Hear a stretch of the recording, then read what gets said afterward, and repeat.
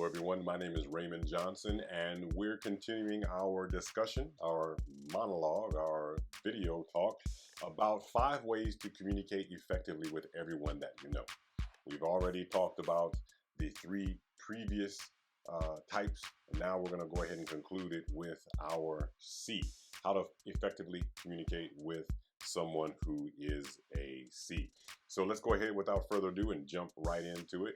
We've already talked about the D, the I, the S, and now we're going to go ahead and talk about the C.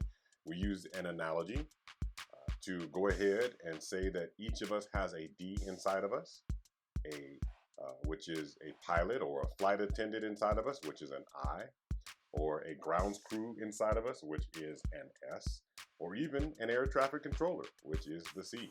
And for more information and details on this, you can go ahead to video number 1 and you'll go ahead and see where we talked about this more so in detail. Now, this is the stabilizer. The C is the stabilizer. And this is the person who is more cautious, right? This describes our approach to the pace of our work environment. Now, when we talk about a C, we're talking about someone who identifies primarily as a C. We all have C in us, but we're focusing primarily on someone who sees that as their primary behavioral preference. So without further ado, let's go ahead and get into 5 ways you can effectively communicate with someone who is a C. Number 1, you want to make sure that you're prepared. Why do we say that? Well, the C is very detail oriented, and you want to make sure you are well prepared, because guess what? If you don't have the answer, just say so. If you don't have the answer and you're talking to a C, trust me that the C will find you out. So make sure that you're prepared, and if you don't have the answer, just say so. All right? Don't offer any excuses, because guess what? The C knows.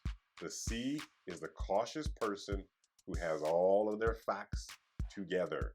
And so if you want to communicate effectively with a C, be prepared, right? Make sure that you work with a checklist anywhere that you're dealing with factual matters. And you can go with a checklist and you can check it off together with your C, because guess what? The C will appreciate that, because they're all about dotting I's and crossing T's. Then you want to make sure that you also plan and get rid of anything that's let's get this right. Spontaneity, right? Plan and get rid of spontaneity. Now, you want to keep the work before them as personal. Keep the work before them as personal. Why do we say that? Because when you're dealing with the C, they want to work before they get personal, right? They want to make sure they get the task done, and they want to do it right. And so make sure that you keep work in its place, and it goes way before the personal, right? And then we're talking about, after being prepared, also be detailed. Make sure that you're detailed. In other words, think through what you want to say and what you want to convince the blue person, the C person, that air traffic controller, to believe. You've got to think it through, because guess what? They can tell if there's even a flaw in your thought pattern, your thought process. Make sure that you put all your daydreams aside, all your visions. Deal with facts. That's reality for a C. And that's going to help you to become more detailed when you're communicating with them, because that's what they prefer. Also, stick to the facts. Be very clear and be very exact, because trust me, if you are not clear, if you are not exact, then the C is not going to be interested in what you have to say. All right. And then lastly, be particular and very meticulous, right? Why do we say that? Because a C values your work based on your work. They value you based on your work. They value you not based on your relationships or your influence or who you know or what you can do. They want to see your work. And if your work is good, they will give you respect. And guess what? If you've got their respect, you've also got their ear. Okay? And then avoid criticizing the C. Now think about it. If a C is so detail oriented, trust me, they pride themselves off of that. And so you don't want to criticize them for taking too much time. So try to avoid that. Now, the reverse of that is just as true.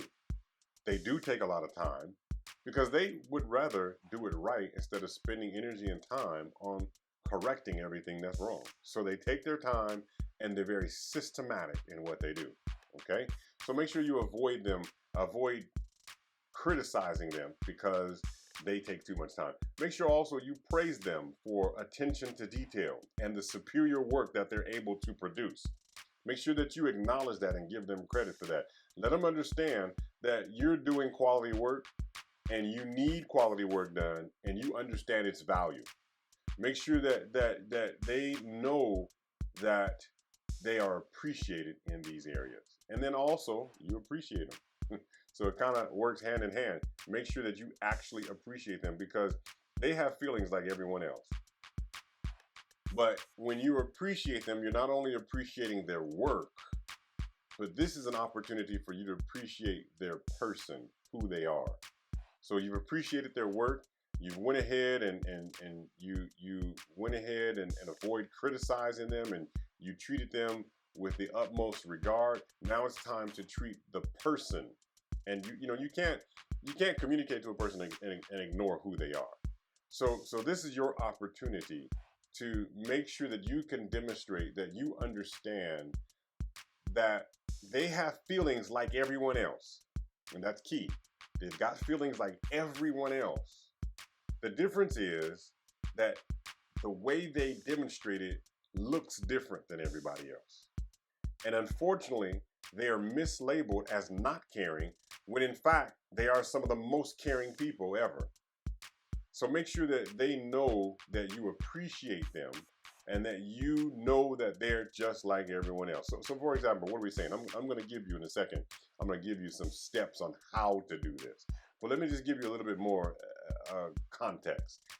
Most of a person who is an air traffic controller, a blue and a C, most of their emotions are inside, right? They're self-contained. They may seem cold. They may not have a whole lot of facial expressions, no gestures, no emotional expressions. They may almost seem mute, right? They don't seem interested in other people, and they can only put their energy into focusing on the issues at hand, right? But guess what? They can even disassociate themselves from other people. So everything I've just said almost sounds as if they are the opposite of what I'm saying. But really, I'm telling you the truth. They have feelings like everyone else, and they appreciate people, even though they do all of these different things. So what is the solution? How do you actually show that you appreciate them as a person? All right, number one, what you want to do is you want to make sure that you remind that particular person who's a C, remind them that other people have feelings. That acknowledges that they have feelings.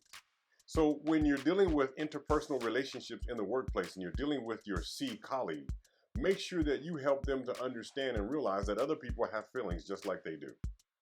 Make sure that you give them examples of different times where they may have hurt someone's feelings by how they acted. And so that helps them to realize that, yeah, that is true. I've got a data point to reference, and I've seen that, and I'm starting to consider your point. You're right. You've given me an example, because guess what? These C's need an example. And then you want to make sure that you explain that they don't need to express themselves critically all the time. Because again, a C is all about the details, and so they are able to see what's right and what's wrong, and it's very difficult for them to not express themselves in a negative way or in a critical way.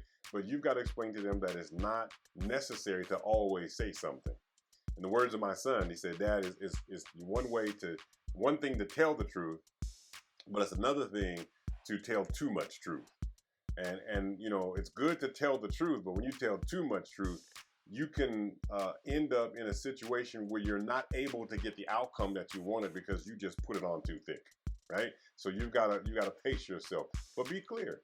Tell them that being honest is not an excuse for being callous.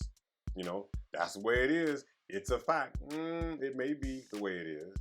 It may be a fact, but it doesn't necessarily mean that saying things as they are is always necessary. You know what the old saying says: if you don't have anything nice to say, don't say anything at all. All right, and then help them to take action. Now, here's one that I love. This is going to be our last one. Help them to take action, right? So why do we say that? Colin Powell has this particular equation that I have found to be life-changing. It's amazing. It's P equals 40 minus 70, right? Now the P represents the probability, right? The probability of an event happening in a way that, how do we put this? P is basically the information that you might need so that you can move in a particular direction and get success. So in other words, I need a certain amount of information in order to know that I can go forward, and I can go forward without falling. So I need so much information, whether it be 10, 20, 30, 40, 50%. I just need so much information because with that information, I know that I can move forward in a particular way and I can be successful, right? All right, so that's what that means. Now, the 40 minus 70 simply means that you need 40 to 70% of the information in order to move forward and not be a failure, right? So if you have 40 to 70% of the information, that is enough for you to be able to move forward and have success. Okay, so you can help your C friend, your C coworker, your C family member to take action by realizing that if they have a certain amount of information, it will be enough to help them become successful. And guess what? When you do that, they'll realize that they don't know everything, that they would like to know, but they have enough to be able to move forward anyway. My name is Raymond Johnson. I want to go ahead and give you the summary of 5 ways to communicate effectively with someone who is a C. Number 1, be prepared. Number 2, be detailed. Number 3, avoid criticizing them. Make sure that you appreciate them. And then lastly, make sure you help them to take action. And trust me, when you do this, you will definitely have mastered 5 ways to communicate effectively with someone who is a C.